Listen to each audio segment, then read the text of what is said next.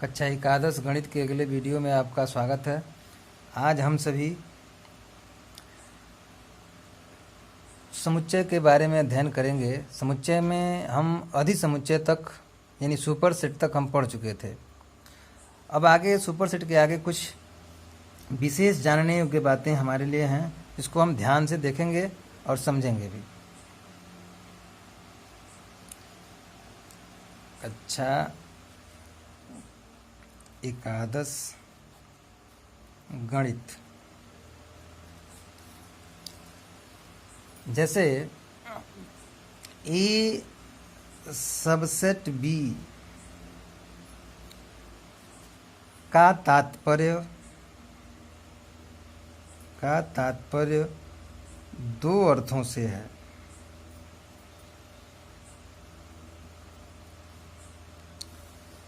क्या इसका तात्पर्य है? तो पहला तो ये कि समुच्चय ए के सभी अवयव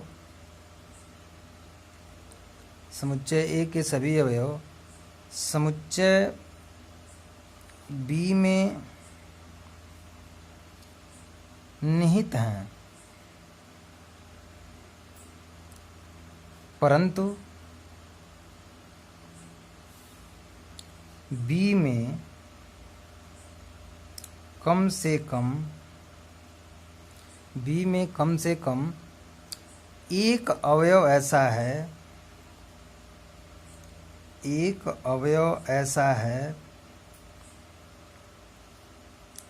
जो ए में नहीं है। मतलब हम क्या पढ़ रहे हैं यहाँ पे कि जैसे कहीं लिखा हुआ है इस तरह से नोटेशन ए सबसेट बी, तो ए सबसेट बी का अर्थ क्या होता है? तो उसका अर्थ ये है कि समुच्चय ए के सभी अवयव समुच्चय बी में निहित हैं, परंतु बी में कम से कम एक अवयव ऐसा है जो ए में नहीं है। इसका मतलब ये हो गया कि जब हम इन सेंटेंसों पर ध्यान देंगे तो हमको यहाँ पर समझने को ये मिलेगा कि बी जो समुच्चय होगा वह ए समुच्चय से हर हाल में बड़ा होगा। यानी बी में कम से कम एक आध अवयव ऐसा होगा जो ए में नहीं होगा। इसका मतलब ये हुआ ए के सभी अवयव बी में मिल जाएंगे, लेकिन बी के सभी अवयव ए में नहीं मिलेंगे। तो पहला ये था। अथवा उसका दूसरा तात्पर्य यह है कि ए और बी में ठीक एक समान अवयव हैं। जैसे कहने का मतलब ये है कि अगर कहीं भी ए सबसेट बी लिखा हुआ है तो इस ए सबसेट बी के दो सेंस होंगे, और वो दो सेंस क्या हैं? दो सेंस में पहला सेंस ये है कि समुच्चय ए के सभी अवयव समुच्चय बी में निहित हैं, यानी ए के सभी अवयव बी में मिल जाएंगे, लेकिन बी में समुच्चय बी में कम से कम एक आध अवयव ऐसा होगा जो ए में नहीं होगा। अथवा उसका दूसरा मतलब ये भी है कि ए और बी में ठीक एक समान हो, यानी जितने अवयव ए में हैं उतने ही अवयव बी में हैं। तो कहने का मतलब यह दो बातों की ओर इंगित कर रहा है। पहले को देखेंगे तो पहला ये कह रहा है कि बी वाला जो सेट होगा वह ए सेट से बड़ा होगा। दूसरा वाला ये कह रहा है कि बी और ए दोनों के दोनों सेट आपस में समान होंगे। यानी यह दो बातों को इंगित करता है। ये सबसेट बी के दो अर्थ हैं। जैसे प्रथम स्थिति के स्पष्ट होने पर प्रतीक, ये अगर पहली स्थिति यहाँ पर अगर आप मान लीजिए, यहाँ पे निष्कर्ष क्या निकल रहा है, कंक्लूजन इसका निष्कर्ष क्या निकलता है? तो निष्कर्ष इसका ये है कि प्रथम स्थिति के स्पष्ट होने पर प्रतीक, ये कंटेंट का प्रतीक, इसको पढ़ते हैं कंटेंट, तथा द्वितीय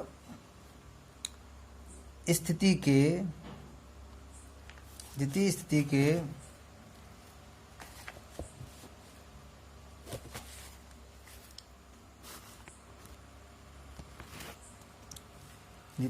के अस्पष्ट होने पर प्रतीक इसका सबसेट का या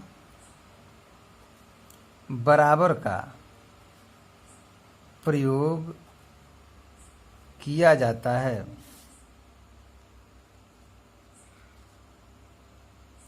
जैसे एग्जाम्पल के दृष्टिकोण पर, जैसे मान लीजिए P है, Q है, एक सेट ये है PQ और यहाँ लिख दिया गया PQR। तो देखिए P और Q कंटेन होगा PQR में। क्यों? क्योंकि यह PQ जो आप देख रहे हैं PQ इसमें है, लेकिन इसका R जो है वो इसमें नहीं है, इसलिए कंटेंट हो गया। और अगर यहीं पर हम लिखें PQ तो, और यहाँ पर हम लिख दिए PQ चाहे QP, तो आप देख रहे हैं कि दो एलिमेंट यहाँ भी है, दो एलिमेंट यहाँ भी है, तो यह इसका सबसेट है। इसको हम दूसरी भाषा में लिख सकते हैं PQ बराबर PQ QP। तो कहने का मतलब ये है कि A और B को, यानी A और B इन दोनों को सम दिखाने के लिए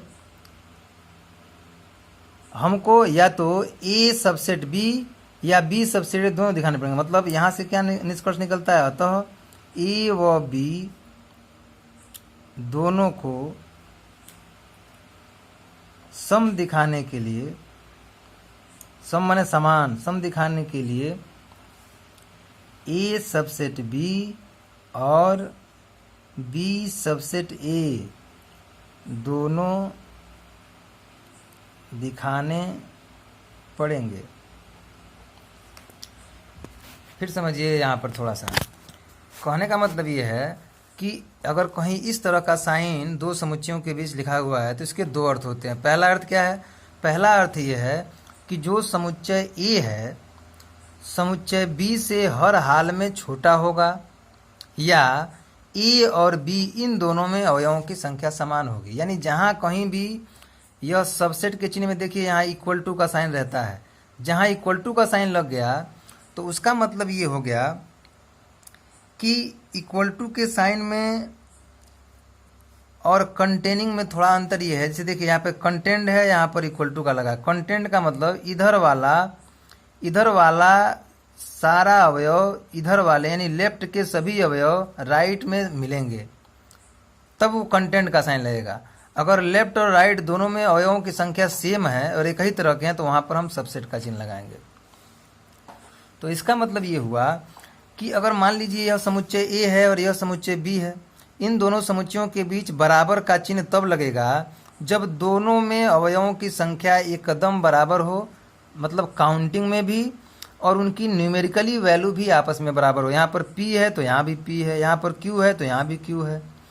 तो जब इस तरह कंडीशन होगा तो इन दोनों को इसके जगह पे बराबर के चिन्ह के द्वारा भी प्रदर्शित कर सकते हैं।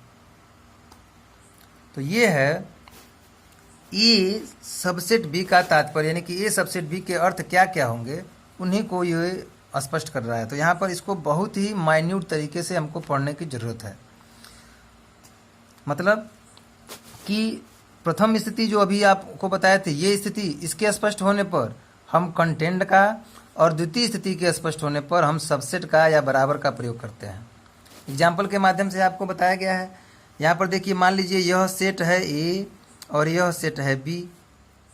तो आप देख रहे हैं ए के सभी अवयव बी में मौजूद हैं, लेकिन बी के सभी अवयव ए में मौजूद नहीं हैं। यहाँ पर आर है, यहाँ पर आर नहीं है। तो ए जो है वह ए पूर्ण रूप से इसमें बिलोंग कर रहा है, तो इसलिए यहाँ पर केवल कंटेनिंग का है। और इक्वल टू के साइन में इन दोनों का होना जरूरी है।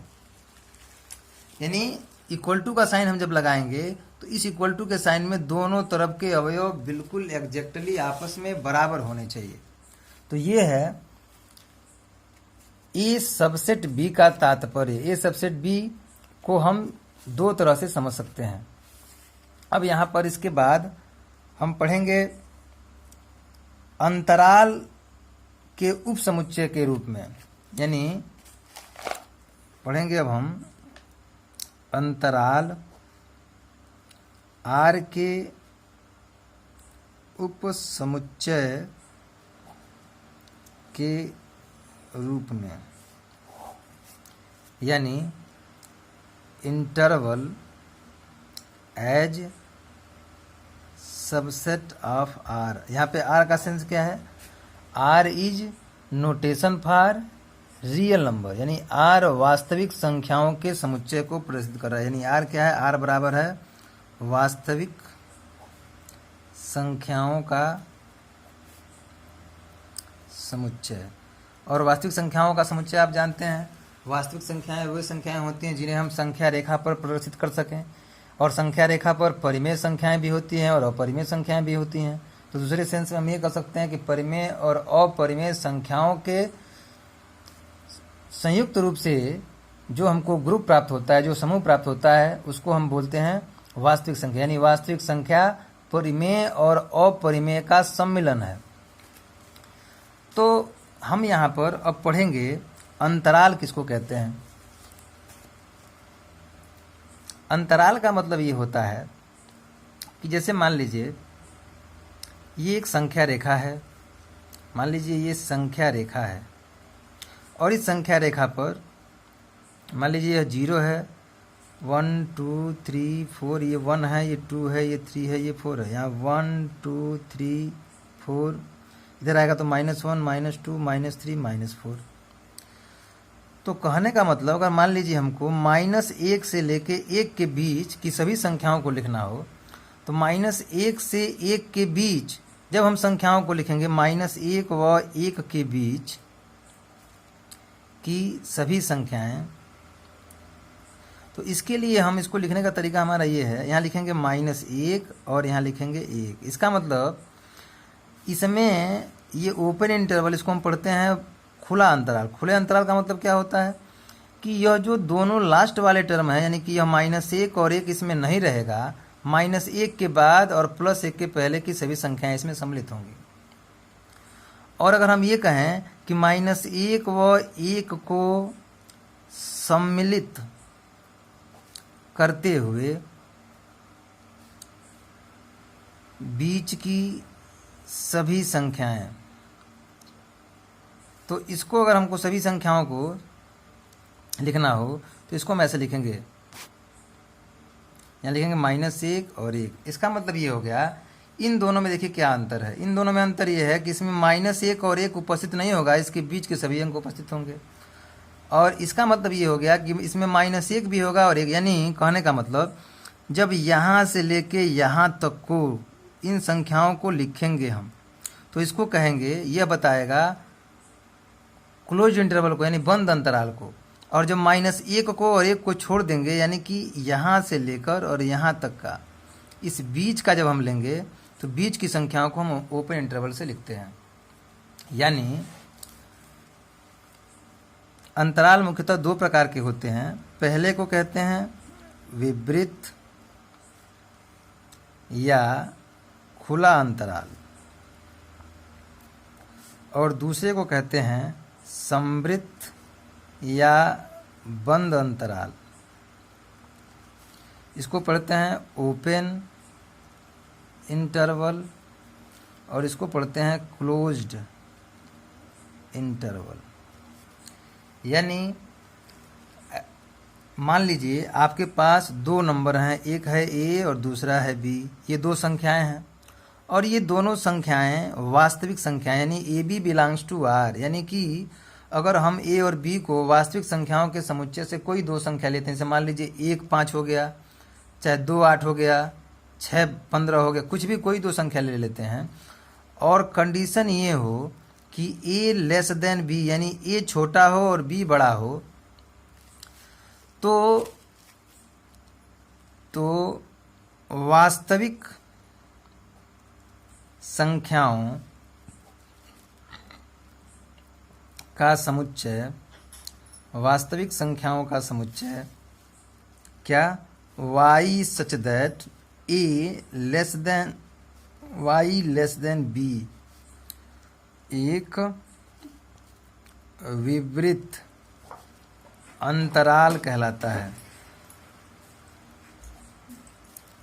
और इसे ओपन इंटरवल AB से प्रदर्शित करते हैं।